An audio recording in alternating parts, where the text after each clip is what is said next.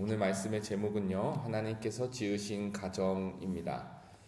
여러분, 한국의 전통적인 문화에서는 가정이 상당 부분 남성 중심적으로 운영되어 왔습니다. 남존여비 사상이라든지 암탉이 울면 집안이 망한다라는 속담, 그리고 남자아이를 대하는 것과 여자아이를 대하는 것이 서로 너무 다른 태도가 있지요. 아마 여기에서 많은 피해를 입으신 분도 있는 줄 생각합니다. 이런 모습 속에서 남성의 권위는 앞세우고 여성에게는 순종하라라는 요구하고 그런 문화가 과거 한국의 주된 시각이었습니다. 이런 거를 저희 세대에서 아내들에게 강조한다면은 아주 큰일 납니다. 다 도망갑니다. 요즘 남자들은 오히려 이렇게 말해요. 가정의 모든 주권은 여성에게 있다. 아내에게 있다. 아내가 행복해야 우리 가족도 평안하다. 이런 걸 보면은 과거에 기울었던, 한쪽으로 심하게 기울었던 가정의 균형이 이제는 어느 정도 잡혀가고 있는 것은 아닌가, 이런 생각이 들기도 합니다. 그런데 우리 그리스도인들은요, 동시에 성경을 읽다가 오늘과 같은 문득 이런 생각에 서게 돼요. 성경을 읽어보니까 너무 남성 중심에 두는 거 아닌가. 바울은 남편을 두고 아내의 머리라고 부르고, 또는 오늘 본문처럼 남자가 먼저 창조되고 그 뒤이어서 여자가 창조된 것을 보면은 성경이 남성 중심적으로 남자가 우월하다고 지지하는 것처럼 보이지 않는가, 혹은 누가 이렇게 생각할 수 있다는 거죠. 그런데 오늘 본문을 이 가정이 어떻게 탄생하는지를 우리가 차분하게 그리고 깊숙하게 읽어본다면은 하나님께서 가정을 창조하실 때 어느 한쪽으로 남자든 여자든 우월하게 창조하신 적이 없으신 것을 오늘 말씀이 분명하게 밝히고 있습니다. 그래서 오늘 저와 여러분이 한번 이 말씀을 차례대로 읽어보면서 우리가 흔히 오해하고 있는 표현들을 한번 짚어보고 다시 한번 말씀 가운데 이해해보는 시간을 가지도록 하겠습니다. 우리가 첫 번째로 쉽게 오해하는 말씀이 돕는 배필이라는 말이에요. 우리 한번 2장 18절인데 2장 18절 함께 읽어보겠습니다. 시작. 여호와 하나님이 이르시되 사람이 혼자 사는 것이 좋지 아니하니 내가 그를 위하여 돕는 배필을 지으리라 하시니라. 우리가 오늘 이 말씀을 보면서 돕는 배필이라는 말을 정확하게 이해하는 게 중요합니다. 오늘 말씀에 보면 여자를 돕는 존재로 창조했다. 누구를 위해서? 남성을 위해서 돕는 존재로 창조했다. 이렇게 보면서 마치 여성이 남성의 보조자 정도로만 이해하는 경향이 여기에서 잘못 나올 수가 있어요. 근데 이것은요, 분명히 말씀드립니다. 성경 본문의 의도를 지나치게 단순화하는 오류라는 사실이에요. 여러분, 돕는 배필에서 먼저 배필이 무엇인지 알아야 합니다.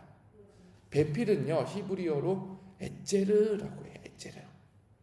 근데 이 에제르라는 단어가 어디에 쓰이느냐, 에제르라는 단어를 누가 쓰느냐 중요하죠.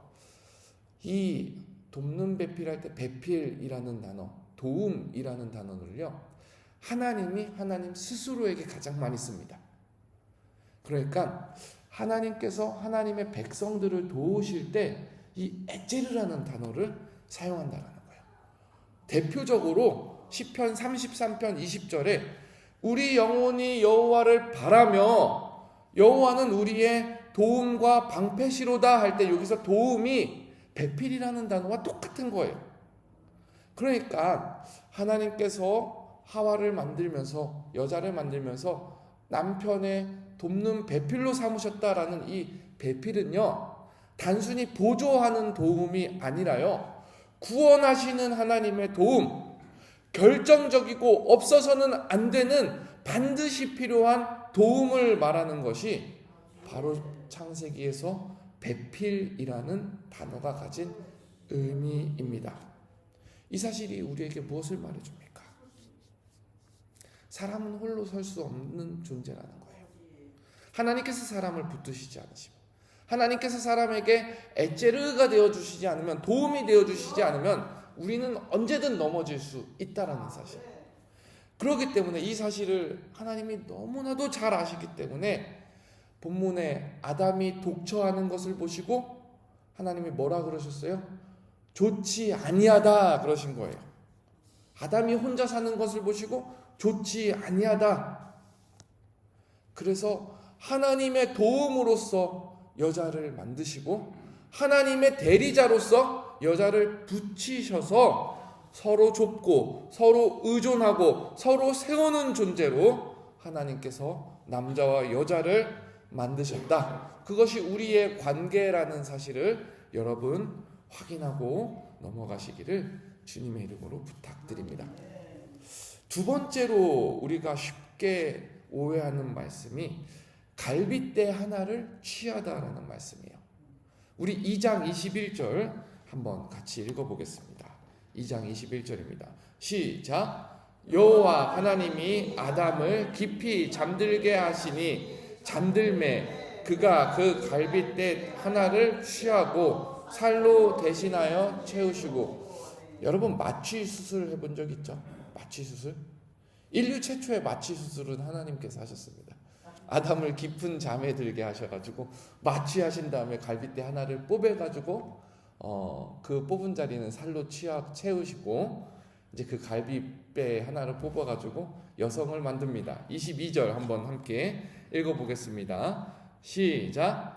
여호와 하나님이 아담에게서 취하신 그 갈빗대로 여자를 만드시고 그를 아담에게로 이끌어 오시니. 자, 여러분, 남자와 여자의 주선자는 누굽니까? 하나님이십니다. 하나님께서 갈빗대로 여자를 만드시고 아담에게로 여자를 이끌어 오셨다.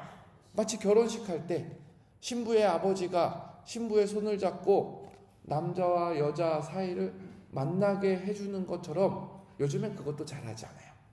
만나게 해주는 것처럼 하나님께서 하와를 창조하신 다음에 하와를 데리고 아담에게 직접 가셨다라는 거예요. 근데 이 본문 또한 많은 사람들이 여성이 남성에게 종속되었다라고 오해할 때 꼽는 본문 중에 하나이기도 합니다. 하나님께서 여자를 만들 때 아담을 잠들게 하시고 아담의 일부 갈빗대를 취해서 여자를 만들었으니 여자의 본질 자체가 남자에 종속된 거 아닌가, 이런 논리로 보는 사람들이 있더라고요. 근데 성경은 그렇게 말하지 않습니다.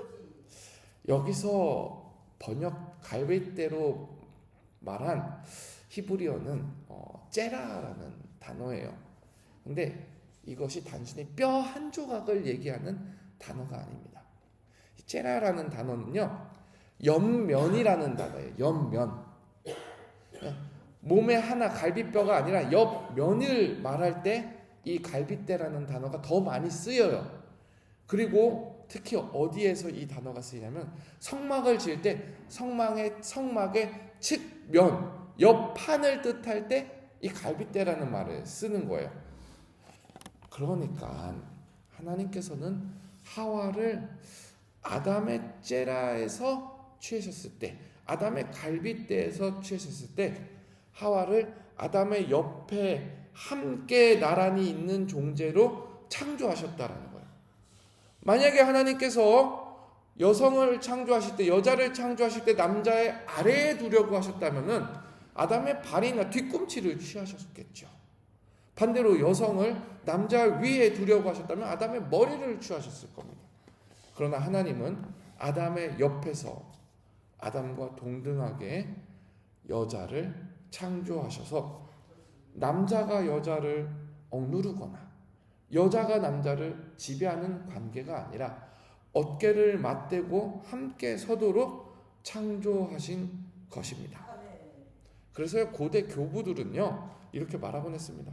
하와는 아담의 머리에서 취함을 받지 않았다. 하와는 아담의 발에서 취함을 받지 않았다. 하와는 아담의 곁에서 취함을 받았다. 이는 하와가 아담과 동등한 존재임을 의미한다. 초대 교회의 교부들이 이렇게 성경을 해석했더라고요. 그동안 얼마나 많이 성경이 오해되어 왔는지 우리가 알 수 있는 장면입니다. 사랑하는 여러분, 그러므로 우리가 남자와 여자가 한 몸을 이루어 살아갈 때 서로 가슴에서 취해진 존재니까 서로 가슴으로 품고 가슴으로 사랑하고 가슴으로 보호하는 관계가 되는 것이 하나님의 뜻임을 우리가 말씀 가운데 확인합니다. 마지막으로 사람들이 종종 오해하는 부분이 아담이 하와의 이름을 지어주는 장면이에요. 우리는 보통 누군가에게 이름을 지어줄 때 이름을 지어주는 행위 안에 권위가 있습니다. 여러분, 아들의 이름을 지어줄 때, 딸의 이름을 지어줄 때 양육자로서의 권위와 책임이 담겨 있는 거예요. 또 오늘 본문에 보면 아담이 누구의 이름을 지어주죠? 다른 생물들의 이름을 지어줍니다. 그리고 그 이름을 지어줄 때는 아담이 아무렇게나 혼자서 막 하는 것이 아니라 하나님께서 아담에게 권한과 책임을 주셨기 때문에 할 수 있는 거예요. 만물을 다스릴 수 있는 권한을 하나님께서 위임하셨기 때문에 하나님의 권위를 대리하여 이름을 붙이는 거예요. 그러면은 아담이 여자의 이름을 불렀다는 사실, 이것이 곧 남성이 여성보다 우월하다라는 것을 말하는 것일까요? 본문은 그렇게 이야기하지 않습니다. 우리 먼저 2장 23절 한번 같이 읽어보겠습니다. 2장 23절입니다. 시작. 아담이 이르되 이는 내 뼈 중에 뼈요 살 중에 살이라. 이것을 남자에게서 취하였은즉 여자라 부르리라 하니라. 먼저 아담이 고백을 합니다.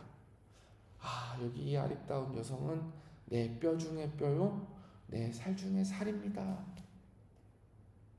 이게 아주 유명한 표현이에요. 구약 성경에 보면 뼈는 강한 것을 상징할 때 뼈라 그래요.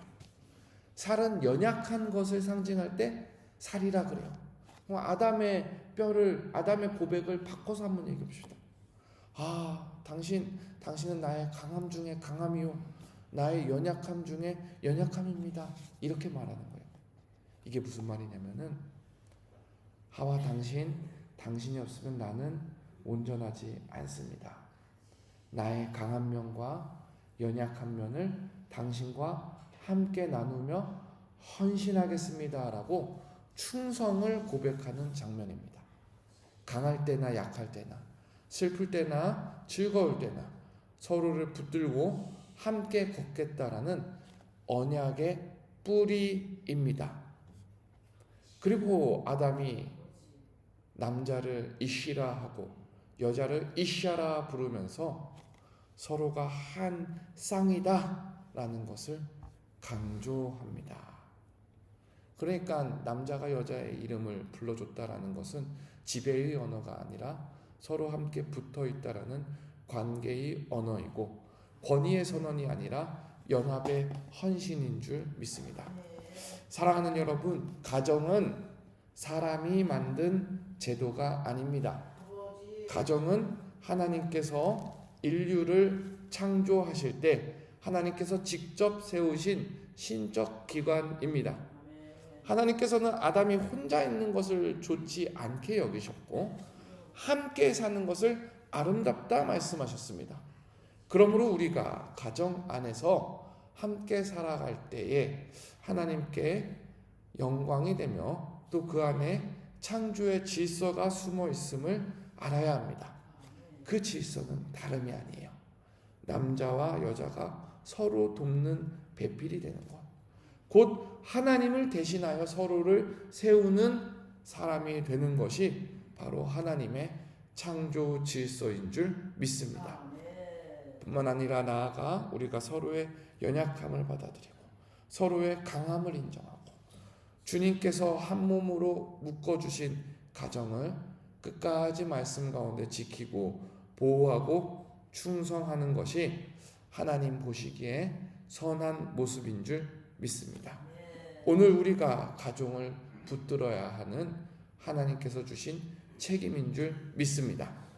사랑하는 여러분, 이 새벽에 주님께서 우리 가정을 새롭게 붙드시는 은혜를 간구하며 우리가 다해야 할 말씀 가운데 도리를 찾으며 나아가는 기도의 시간이 되기를 축복합니다.